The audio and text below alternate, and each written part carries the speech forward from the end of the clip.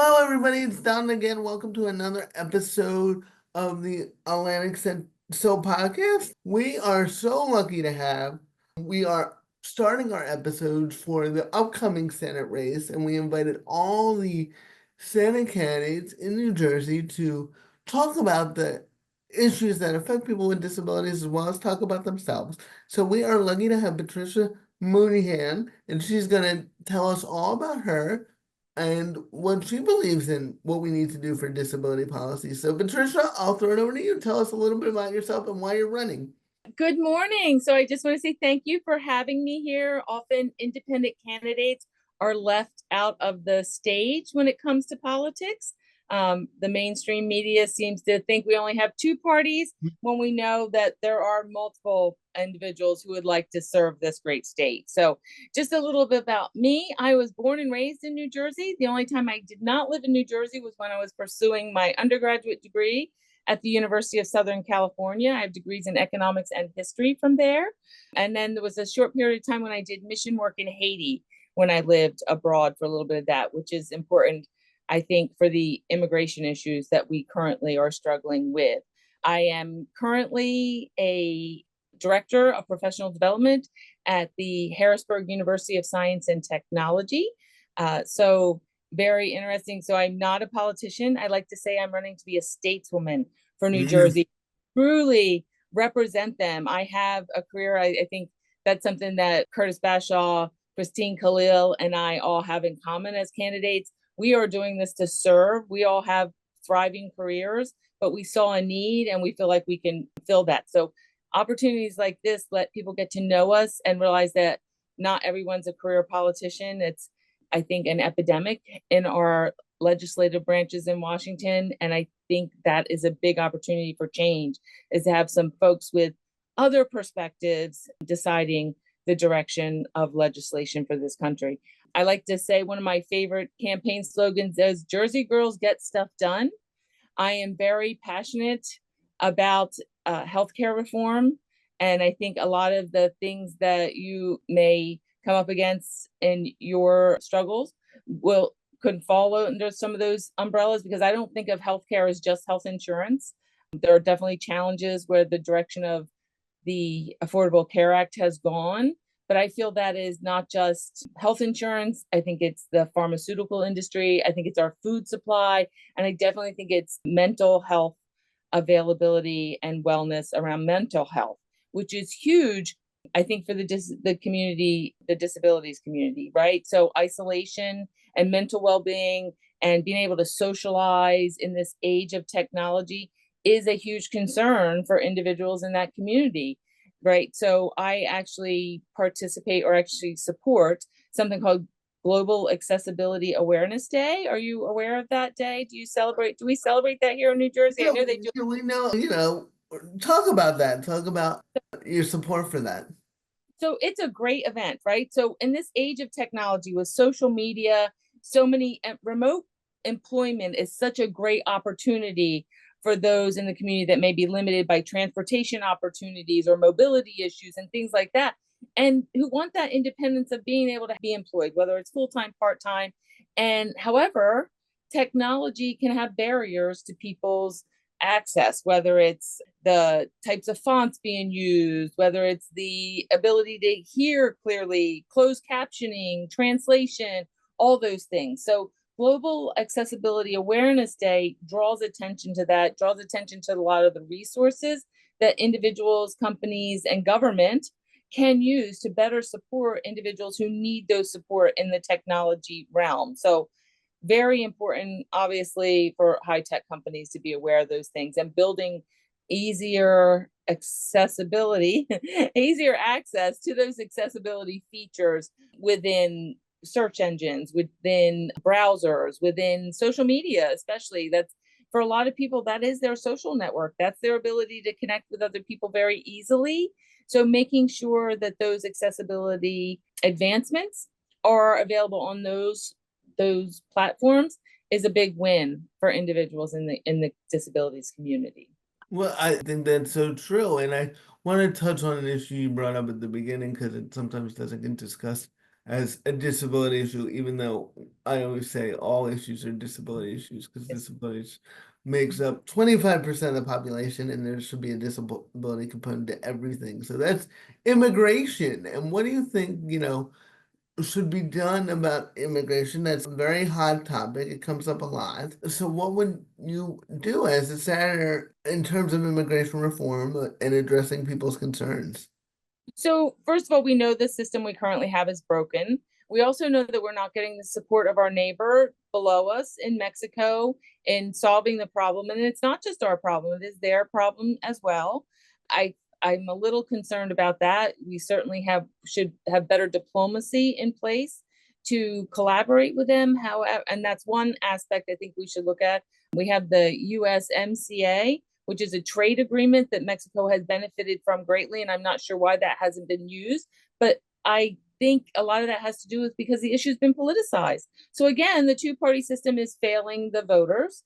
And instead of solving the problem over the last 4 years, I think recently there was a policy put in place that very much lowered illegal entry into the country. Now, why wasn't that done 4 years ago? Right. So I do feel like a lot of these issues are politicized because they make for good campaigns for lifetime politicians. I do believe that we need to get industry involved in this solution, make it easier for those industries such as the service industry, manufacturing. They are traditionally benefited from the immigration population for employment, right? So those are entry level jobs that a lot of people don't necessarily want to take. Farm. New Jersey has so much agriculture industry, especially here in South Jersey, that a lot of farmers are dependent on immigrant labor, especially during season, right? So making it easier for people not only to get here, but then deciding how to help them stay here, right? So my understanding is a big part of the problem that we don't hear about is there was a change to the visa process a few years ago, and folks are now here not legally because they stayed past their visa. And there was no way during that time for them to either be, helped back to their country or their visas extended in the proper way. So those people are in flux as well. I don't like the idea of sanctuary cities and sanctuary states. I think that flies in the face of what we should be doing. It sets up an atmosphere for trafficking. It sets up a dependency that most taxpayers are not willing to take on. And I just feel like we should be involving the industries that benefit most from immigration and helping to figure out the best way to solve the problem and to create. I know that one particular presidential candidate is not happy, but look at Michigan, where they actually brought the Haitian immigrants over to help revive industry in that area. Those are the kind of initiatives.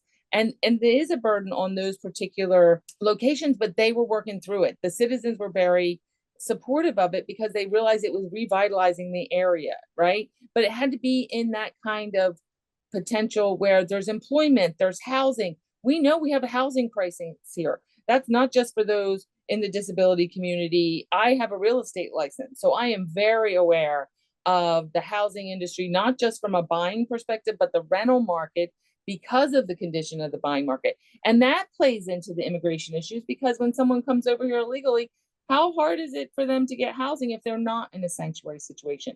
So I have heard New York City is in a terrible, terrible mess from these sanctuary statuses that they've created for people. And then there's no viable employment, which is not good for the immigrant or for the community they're coming into. Thank you. Housing, I want to get into that. That is a big issue. The number one call I get is Yeah. housing, and there's unfortunately, very little we can do as a center. We can get people on wait list, but that takes years for process to go through. So, what do you think we need to do in terms of housing and making it more affordable? So this is something that's a huge opportunity. We know that millions of dollars are funneled in behind candidates. And so part of my platform for election reform is to stop the PACs, right? So think about that. Those are private donors that could be supporting housing initiatives to build communities of affordable housing, to support in other ways. So every time somebody makes a $25 million private donation to a candidate, at any level. Remember, that's money that's going into that candidate's fund. And we've seen those funds used for legal slush funds. We've used them, seen now for dinners at Morton's on a regular basis. I don't know about you, but dinner at Morton's is a kind of a big deal for my family. That's not something we do every night. I was really, really saddened when I heard that come out recently. But think about that. All that money being funneled into these campaign funds could be out in our communities and helping our communities and helping homeless communities, unhoused communities, or to create affordable housing. Because what we're seeing is large corporations are buying single family homes and the prices are still skyrocketing. So there was a huge change in the real estate market recently regarding commissions for buyers and sellers, agents, but we didn't see the kind of legislation come through that helps the actual person looking to either sell or buy a home. So honestly, I think redirecting some of that money that's going into political efforts into kind of community efforts could be a big win for us, both at the state level and the federal level. I know that one of the things that could potentially help is increasing the supply of housing. So is there anything you would support to make it easier to build affordable housing? That is, Yeah, at the end of the day, it is a supply and demand issue at the basic level. So can you talk about your policy about that and what you think of that? yeah. So definitely they're allowing small businesses more development money. I have seen more coming out of the New Jersey Small Business Administration and some funding for larger projects. So allowing people to be more collaborative on those projects. I know a lot of those in New Jersey, especially, is around the lack of public sewer, public septic, and septic systems, and those have gotten so expensive because of the housing market. So absolutely creating safe, but they have to be safe. So often what we see are, and I know we have one locally here in Cumberland County, we have a couple of them, they're Section 8 type housing, and then people feel like they're not safe. If you're building housing, people need to feel safe.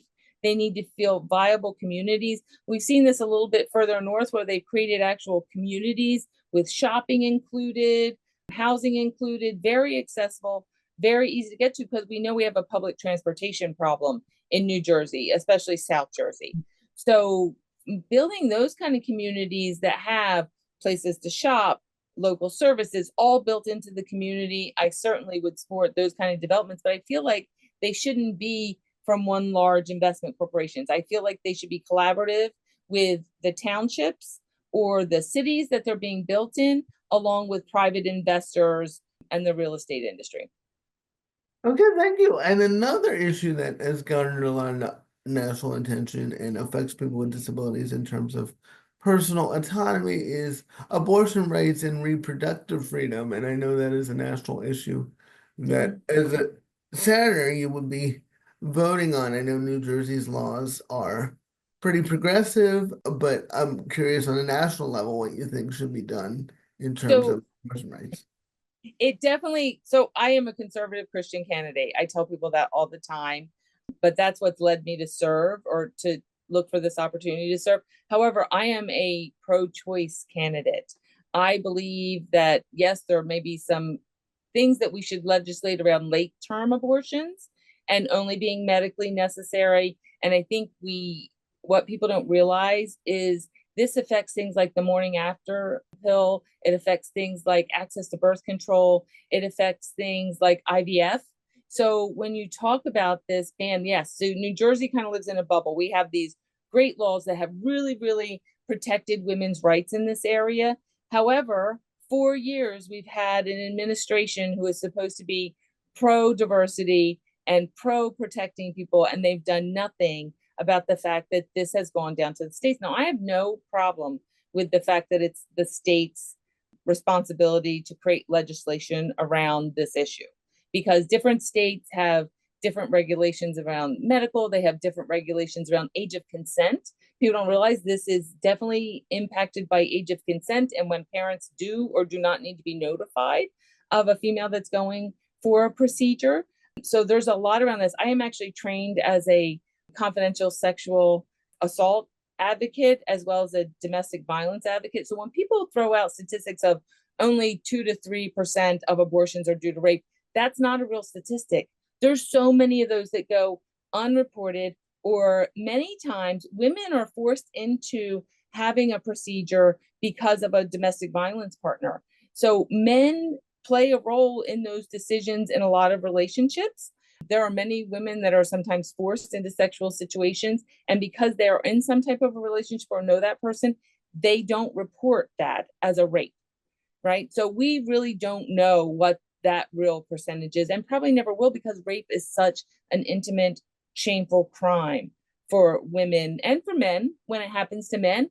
But when women then end up pregnant as a consequence of that, they're certainly not reporting that as a part of it for fear that they're going to have to then follow up with legal repercussions. So I am a supporter of definitely making sure that that right is protected, that things like the morning after pill and certain types of birth control are protected.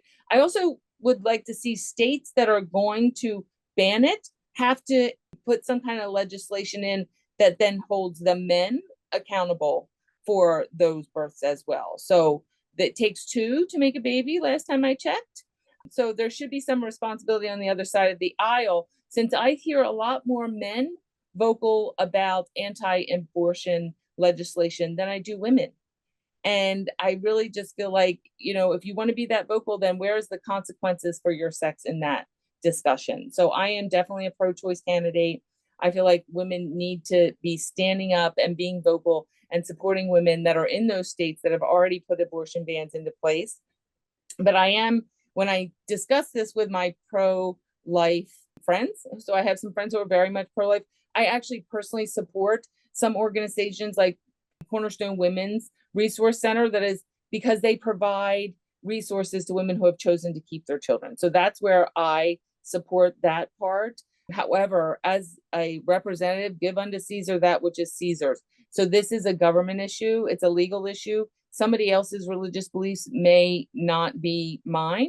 So I need to look at it from that perspective as a legislator.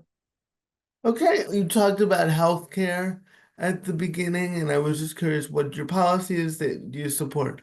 Obamacare, also really is called the So, ACA. yeah. So, Do you support Medicare for all? What is your policy on? so I don't support our for-profit healthcare model. It's a failure. We've seen it fail. Now, affordable healthcare has done some great things, limitations on costs of medications for individuals. Unfortunately, what it also has spurred is a rise in high deductible healthcare plans. Prior to the Affordable Care Act, there was only about 19% of individuals had these high deductible healthcare plans, and they were mainly for part-time employees, small businesses that could not afford any other kind of insurance for their employees and wanted to provide some, would have these high deductible healthcare plans. At the implementation of the Affordable Health Care Act, it went up to about 32%. And if anybody doesn't know what a high deductible healthcare plan is, that's where you pay so much for your insurance, you have an amount that comes weekly out of your check, and then weekly, bi-weekly, however you're paid, and then you have a deductible that you must meet before anything outside regular routine blood work and an annual physical gets covered by your insurance. So for an individual, that can be anywhere from $3,500 to $4,500. For a family, that can be anywhere from $7,000 to $10,000. Okay, so think about this. In a two-family situation, and by the way, those rates went on 2020 from around 32% to, in some states, it's as high as 78% of individuals are covered by these high deductible healthcare plans. So think about this. You're a two-wage earner family. You both make $20 an hour. That's $80,000 a year. You have two kids. You now have $10,000 of deductible before your healthcare insurance even kicks in, right? So you're covering, ear infections, you have toddlers, anytime your child's sick, if your child gets hurt, anything outside of vaccinations and things like that are not covered by your insurance. So you really only have disaster insurance. And that's where we're turning to under the Affordable Health Care Act. I think we should keep what worked, and I think we should move toward, there are so many models for healthcare, European models, and we have technology. So we really could run these and say, up to this income level, you qualify for some kind of government funded. After that, maybe you don't. Maybe you have to supplement that with other kind of things. So I think we have to stop doing a one size fits all for the 1% to have the same system as that for those who are making less than $100,000 a year. Let's face it, it's hard to maintain a standard of living even on $15 an hour. I know we talk about that being really hard. It is hard on businesses because businesses are facing those same inflation costs, but that's $30,000 a year. So without some kind of supplementation to help cover Maslow's basic needs, healthcare, safety, security, housing, right? We need to make sure our citizens have those. I think in the end, most voters just want to make sure they have a safe place for their family to grow up, to be able to put food on the table, and to have the care, medical care when they need it. So I'm in favor of plans. So I don't want to say I'm in favor of Medicare for all. I'm saying we need to make sure that those who can't afford healthcare are not out on the street or unhoused. Now, there has been legislation put in recently to make sure that's not happening. That's a step in the right direction. But I think we need to look at other models around the world who have better health outcomes. US health outcomes are not great. So that tells you that our healthcare industry, and that right there is a problem. Healthcare should not be an industry. Pharmaceuticals should not be an industry. We should not be profiting off of people's health.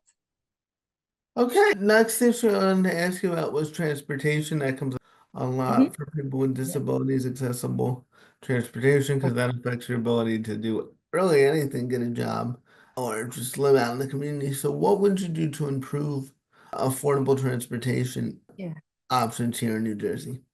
So I think North Jersey definitely has better transportation than South Jersey. I've heard a lot of politicians talk about light rail. I think our representation here should be tapping into federal infrastructure monies that have been made available. We see them other places. At one time, there was a rail line that went all the way from Cape May to Philadelphia. Like, where has that gone, right? So I think Atlantic City still does have a line that runs there, but locally, I know we have a few initiatives here with like smaller community funded buses that will take people to major transportation hubs. I think maybe more of those. Rural communities suffer the most. So, those who don't have access or need access to disability friendly transportation are pushed to closer to more urban areas, but making those kind of systems available, ride shares, those service cards to get. I know I worked on a grant program where we literally used grant funds to help a student who he would take an Uber to the bus because he was so far from a bus line in rural areas. So looking for programs like that, looking for federal funding to improve our transportation systems. Of course, we want clean energy on public transportation. So that's important. I think that would be the key. And again, just being able to help people in the disabilities industry, in disability communities, find remote employment or creating somewhere that they could work within their community in those remote jobs where they don't feel isolated. I don't want anybody to feel isolated. We are such social creatures.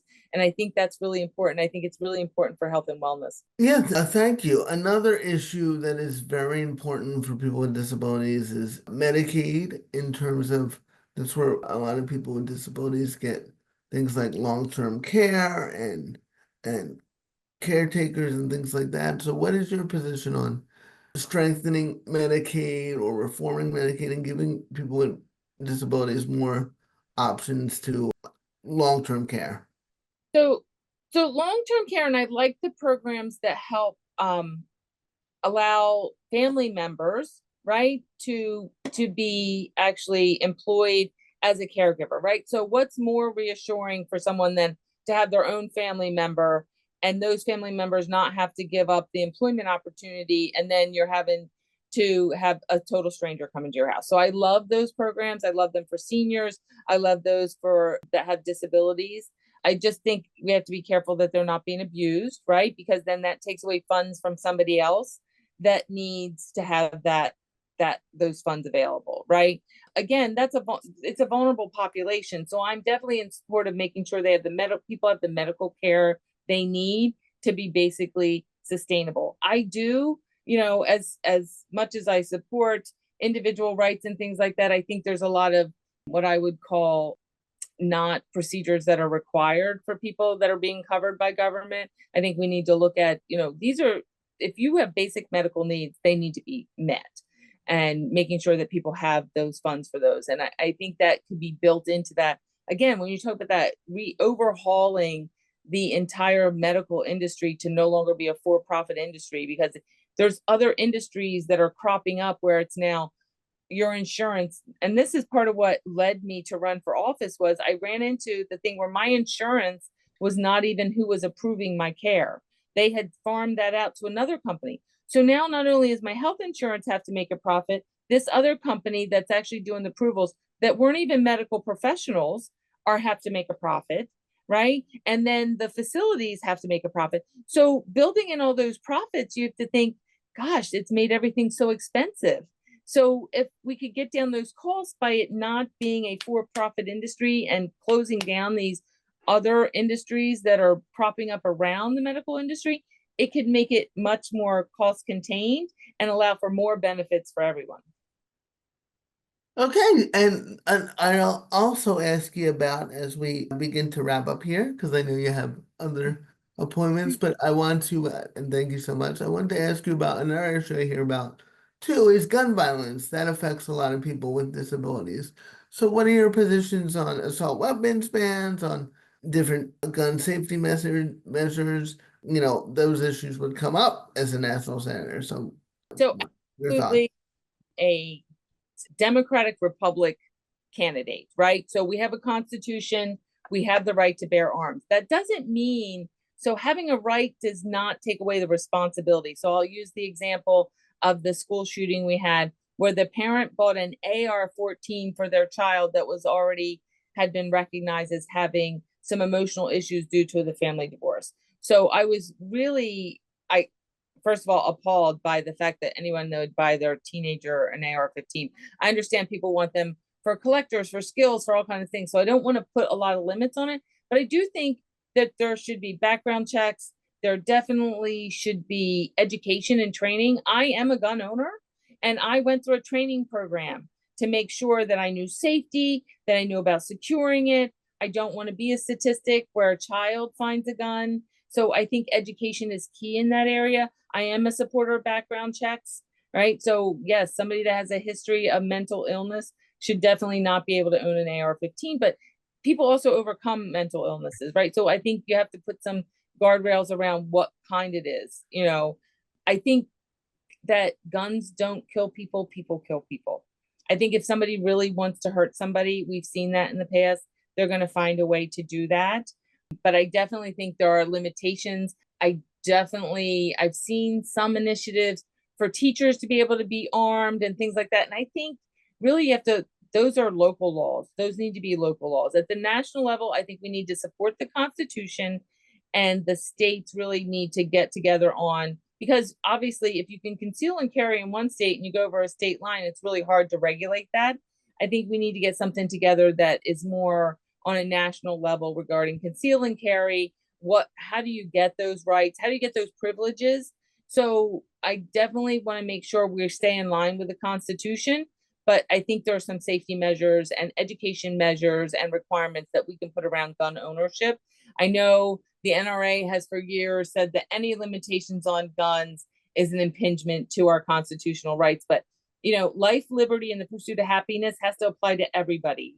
So, you know, putting those things to ensure that everybody has a right to that is part of that balance of the Constitution. Yeah, and you brought up, we'll end it with this because you started it at the beginning, talked a little bit of this, is mental health, people with mental health disabilities. And as you said, you know, make sure everybody knows people with mental health disabilities are more likely to be victims of violence than perpetrate violence. I always think that's important to push back on that stigma. So what would you do? And as a person with a physical disability, I feel like often people with mental health disabilities get forgotten in our community. So what would you do to improve access to mental health care? And what do you think kind of how we can reform that system? So we have an epidemic of mental health wellness in our country. 30% of young women and girls reported feelings of sadness and even suicide. So mental health is the invisible disability. I've had individuals very close to me who struggled with things like bipolar disorders, schizophrenia, things like that. And people don't see it, right? So it's invisible disability. So access, and I think one of the things that has really hindered this area is those who do have a support system are hindered in many ways of being able to get help for people who have that disability, who from day to day, their mental well-being can change. So some reform in that area for the people around them, being able to support them and get services for them, because currently the way it is, unless the individual asks for help or is a danger to themselves or somebody else, and at that point they're in crisis, right? So now you've let somebody go into to a point of crisis, similar to the rest of our medical community, right? Somebody doesn't get care until they're in crisis, and that's not the best way to address mental health, right? So easier access, more access, encouraging individuals, better pay for social workers is another way to do that, right? So a lot of people don't go into that industry because it's very personally rewarding. It can also be very personally stressful, but better pay in that area, incentives in that area. Again, when you start taking away that for-profit part, you can actually pay individuals better in those areas. So there's some redistribution that way, but definitely I would support any kind of legislation that gave us more funding for communities to have wellness centers, activity centers for youth, right? Youth who are engaged. JT Burks does a great job over in Millville with youth. There's another organization right here in Bridgeton, but getting people feeling connected, because technology isolates and that increases issues for those suffering from mental health issues and disabilities in mental health. So that is the way I feel like would improve those and improve outcomes for those who suffer from those diseases. All right, so thank you, Patricia. I want to give you a chance to say anything in closing, and if just so people know your information, please send it to me, and I'll put it in the description of this episode so people can get to your website and things like that. But anything you want to say in closing, and thank you so much for joining us. I do have a website that has all my party platforms. I probably, some photos of me around. I do try, this is definitely a grassroots campaign. If you see my thing back here, it says vote better, know better, do better. I'm trying to advocate for people getting less complacent. And I do believe, so that actually that motto comes from a quote from Maya Angelou: when we know better, we do better. So in this case, for this election year, facts and data are really important to me. I think a lot of government decisions are being made by party politics. I'd like to see more facts and data in our government. And I hope people educate themselves on all the candidates so they can make better decisions, and we'll know better and we'll do better and we'll vote better. So get out and vote. I can certainly hope people get out and vote. I speak to a lot of young people who really don't know how the government works. And I'm like, people have died for you to have the right to vote. So please get out and vote. Take the time to research. You have all this technology, find the time to look. And more important than the presidential candidate, so more voters come out in presidential years. However, it's your local candidates, it's your House of Representatives, it's your state representatives that really impact your day-to-day life and these issues that we've talked about today. So those elections are very, very important.